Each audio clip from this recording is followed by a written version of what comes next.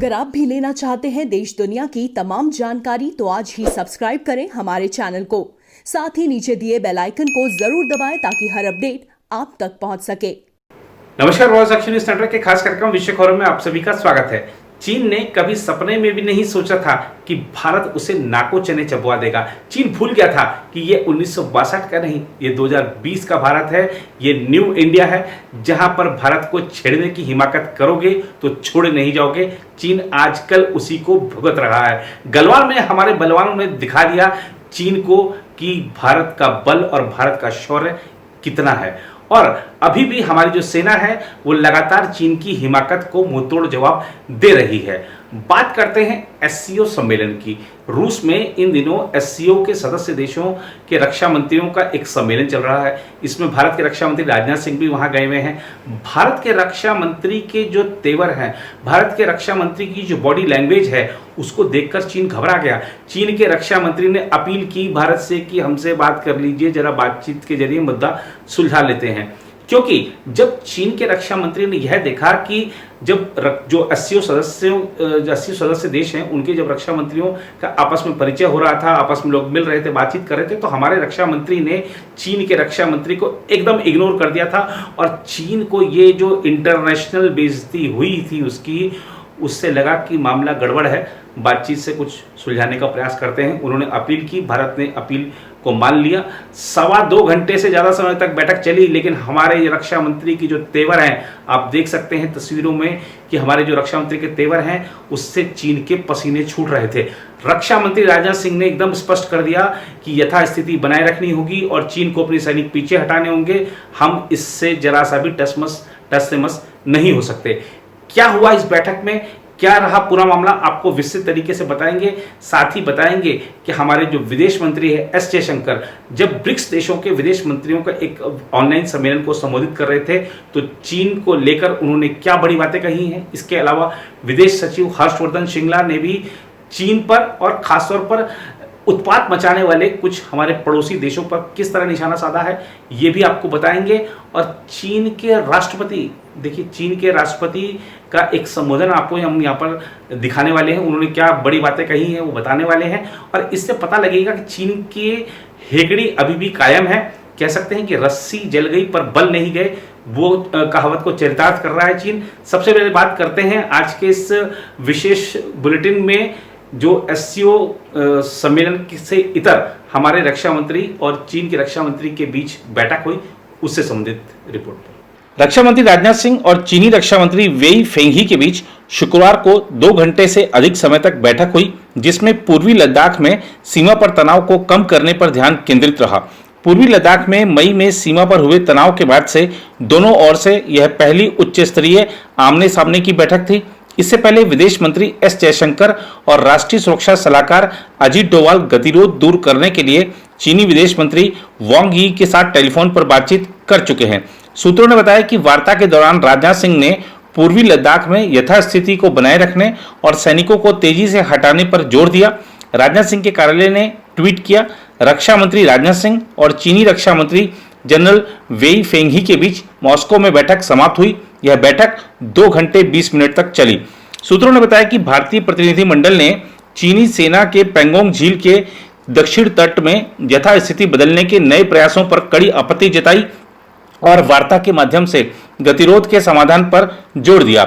एक सूत्र ने कहा, 2 रक्षा मंत्रियों के बीच बातचीत का केंद्र लंबे समय से चले आ रहे सीमा गतिरोध को हल करने को लेकर था। रूस की राजधानी मॉस्को में एक प्रमुख होटल में रात करीब 9:30 बजे भारतीय समयानुसार वार्ता शुरू हुई। भारतीय प्रतिनिधिमंडल में रक्षा सचिव अजय कुमार और रूस में भारत के राजदूत डीबी वेंकटेश शर्मा भी थे। सूत्रों ने बताया कि चीन के रक्षा मंत्री ने बातचीत की पेशकश की थी। दोनों नेता एससीओ रक्षा मंत्रियों की बैठक में हिस्सा लेने के लिए मॉस्को में हैं। रक्षा मंत्री राजनाथ सिंह ने एससीओ में अपने संबोधन में कहा कि क्षेत्र में शांति और सुरक्षा के लिए विश्वास का माहौल, गैर आक्रामकता, अंतर्राष्ट्रीय नियमों के प्रति सम्मान तथा मतभेदों का शांतिपूर्ण समाधान जरूरी है। वेई से मुलाकात से पहले शंघाई सहयोग संगठन के रक्षा मंत्रियों के सम्मेलन में दिए गए उनके इस बयान को पूर्वी लद्दाख में भारत के साथ सीमा विवाद में संलिप्त चीन को परोक्ष संदेश के तौर पर देखा जा रहा है। विदेश मंत्री एस जयशंकर भी अगले सप्ताह एससीओ के विदेश मंत्रियों की बैठक में भाग लेने रूस जा सकते हैं। इससे पहले विदेश मंत्री एस जयशंकर ने शुक्रवार को ब्रिक्स देशों के समूह से आतंकवाद के खतरे से निपटने के लिए सहयोग बढ़ाने का आह्वान किया। जयशंकर ने वीडियो कॉन्फ्रेंस के माध्यम से आयोजित बैठक में यह बात कही। उनके चीनी समकक्ष वांग यी ने भी सम्मेलन में हिस्सा लिया। विदेश मंत्रालय के मुताबिक अपने संबोधन में जयशंकर ने समकालीन वैश्विक वास्तविकताओं और दुनिया के लाखों लोगों की भावनाओं को प्रतिबिंबित करने के लिए संयुक्त राष्ट्र में सुधार की आवश्यकता पर भी जोर दिया। विदेश मंत्री ने विश्व व्यापार संगठन, अंतर्राष्ट्रीय मुद्रा कोष और विश्व स्वास्थ्य संगठन जैसे अंतर्राष्ट्रीय निकायों में सुधार के साथ ही संयुक्त राष्ट्र सुरक्षा परिषद की स्थायी और अस्थायी दोनों श्रेणियों में विस्तार का भी आह्वान किया। ब्रिक्स के सदस्य देशों में ब्राजील, रूस, भारत, चीन और दक्षिण अफ्रीका शामिल हैं। सम्मेलन की अध्यक्षता रूस के विदेश मंत्री सर्गेई लावरोव ने की, जिसमें ब्राजील के विदेश मंत्री एर्नेस्टो, चीन के विदेश मंत्री वांग यी, दक्षिण अफ्रीका के विदेश मंत्री ग्रेस नालेदी पेंडोर और जयशंकर ने हिस्सा लिया। सम्मेलन के बाद जारी एक संयुक्त बयान में कहा गया है कि मंत्रियों ने बढ़ती हिंसा और दुनिया के विभिन्न हिस्सों में जारी संघर्षों पर चिंता व्यक्त की, जिनका क्षेत्रीय और अंतर्राष्ट्रीय दोनों स्तरों पर गहरा प्रभाव पड़ा है। बयान के मुताबिक विवादों को अंतर्राष्ट्रीय कानूनी नियमों के तहत राजनयिक जुड़ाव और राजनीतिक वार्ता के माध्यम से शांतिपूर्ण और कूटनीतिक तरीके से हल किया जाना चाहिए। इस बीच विदेश सचिव हर्षवर्धन श्रृंगला ने शुक्रवार को कहा कि भारत की संप्रभुता और क्षेत्रीय अखंडता पर कोई समझौता नहीं होगा और जब तक सीमावर्ती क्षेत्रों में अमन चैन नहीं होता तब तक द्विपक्षीय संबंधों में सामान्य तरीके से कामकाज नहीं हो सकता। श्रृंगला ने यह भी कहा कि यह महत्वपूर्ण है कि इस संकट के कठिन क्षणों में भी भारत चीन के साथ संवाद और संपर्क बनाए हुए है। उन्होंने Indian council of world affairs के एक वेबिनार में कहा, महामारी हमें संपर्क बनाए रखने से नहीं रोक सकती। हमने डिजिटल माध्यमों का उपयोग किया, हमने टेलीफोन का उपयोग किया, हमने नई दिल्ली और बीजिंग के बीच सीधे राजनयिक संपर्कों का उपयोग किया और हम एक दूसरे से इस मुद्दे पर बातचीत कर रहे हैं। उन्होंने कहा, हम अपनी क्षेत्रीय अखंडता, संप्रभुता की रक्षा के लिए दृढ़ता के साथ प्रतिबद्ध हैं और इससे डिगेंगे नहीं। हम दृढ़ और संकल्पबद्ध रहेंगे। इसके साथ ही हम लंबित मुद्दों का बातचीत से समाधान निकालने के लिए तैयार हैं। कोविड-19 महामारी के बीच भारत को पेश आई चुनौतियों के संदर्भ में विदेश सचिव ने लद्दाख में वास्तविक नियंत्रण रेखा पर स्थिति का भी जिक्र किया। श्रृंगला ने कहा, यह कई दशकों में पेश आई सबसे गंभीर चुनौतियों में से एक है जिसका हम सामना कर रहे हैं। मैं समझता हूं कि पिछले 40 वर्षों में हमने सीमा पर कोई जान नहीं गंवाई। हमने हाल के वर्षों में इस स्तर के बलों के जमावड़े को नहीं देखा। हमें इस पर ध्यान देना होगा। गौरतलब है कि भारत और चीन के जवानों के बीच 15 जून को पूर्वी लद्दाख की गलवान घाटी में हिंसक संघर्ष में भारतीय सेना के 20 जवान शहीद हो गए थे। इस संघर्ष में चीन के जवान भी मारे गए, लेकिन उसने अभी तक ब्यौरा नहीं दिया है। एक अमेरिकी खुफिया रिपोर्ट के अनुसार संघर्ष में चीनी पक्ष के 35 जवानों की मौत हो गई। एक प्रश्न के उत्तर में श्रृंगला ने कहा कि भारत चीन सीमा पर अभूतपूर्व हालात हैं जो 1962 से नहीं देखे गए थे। उन्होंने कहा, हमने यह भी देखा है कि जमीनी हालात को बदलने के प्रयासों के तहत एक पक्षीय कार्रवाई के प्रयास भी किए गए हैं। मैंने यह भी कहा है कि हम इसे रोकने के लिए दृढ़ संकल्पित रहेंगे। जहां तक हमारी बात है, हमारी संप्रभुता और क्षेत्रीय अखंडता पर कोई समझौता नहीं होगा। श्रृंगला ने यह भी कहा कि एक जिम्मेदार राष्ट्र के तौर पर भारत हमेशा बातचीत के लिए तैयार है। उन्होंने कहा, हमारे वरिष्ठ कमांडर वार्ता कर रहे हैं, बीजिंग और नई दिल्ली में राजनयिक बातचीत कर रहे हैं। हालांकि उन्होंने कहा कि जब तक हमारे सीमावर्ती क्षेत्रों में अमन चैन कायम नहीं हो जाता तब तक सामान्य कामकाज नहीं हो सकता और ऐसे में भारत तथा चीन के बीच सामान्य द्विपक्षीय संबंध प्रभावित होंगे। श्रृंगला ने कहा, सीमा पर जो हो रहा है और हमारे व्यापक संबंध दोनों के बीच कड़ी जुड़ी है और यह तथ्य बिल्कुल जाहिर है।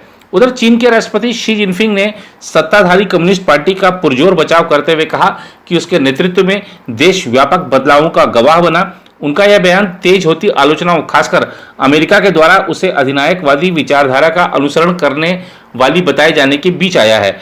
जापानी आक्रामकता के खिलाफ प्रतिरोध युद्ध की 75वीं वर्षगांठ के मौके पर गुरुवार को शी ने कहा कि चीनी लोग किसी व्यक्ति या ताकत द्वारा उन्हें सीपीसी से अलग करने के प्रयास को मंजूर नहीं करेंगे।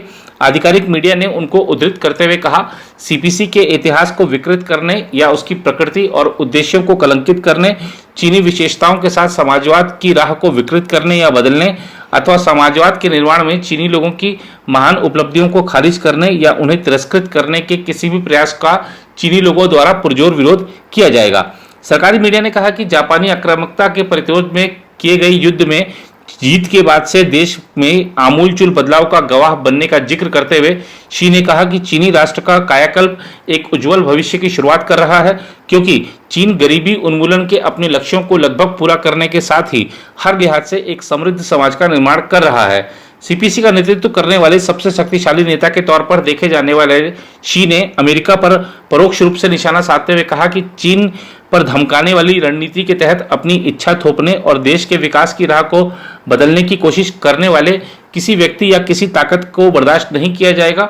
शी की यह टिप्पणी ऐसे समय आई है जब अपनी आर्थिक और क्षेत्रीय महत्वाकांक्षाओं के लिए चीन को अमेरिका के बढ़ते राजनीतिक व आर्थिक दबाव के साथ ही भारत के साथ लगने वाली अपनी सीमा पर तनाव का सामना करना पड़ रहा है। इसके साथ ही यूरोपीय और दक्षिण पूर्वी एशियाई देश भी उसकी नीतियों को लेकर उस पर दबाव बना रहे हैं। तो चीन के राष्ट्रपति भले ही बड़ी बड़ी बातें कह रहे हों, लेकिन विस्तारवादियों का युग समाप्त हो चुका है, इसमें कहीं कोई दो राय नहीं है। पूरी दुनिया चीन के खिलाफ खड़ी है।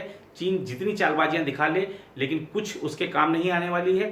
चीन की हालत ऐसी हो गई है और ऐसी कर दी जाएगी कि चक्कर खा के कहीं भी गिर पड़ेगा।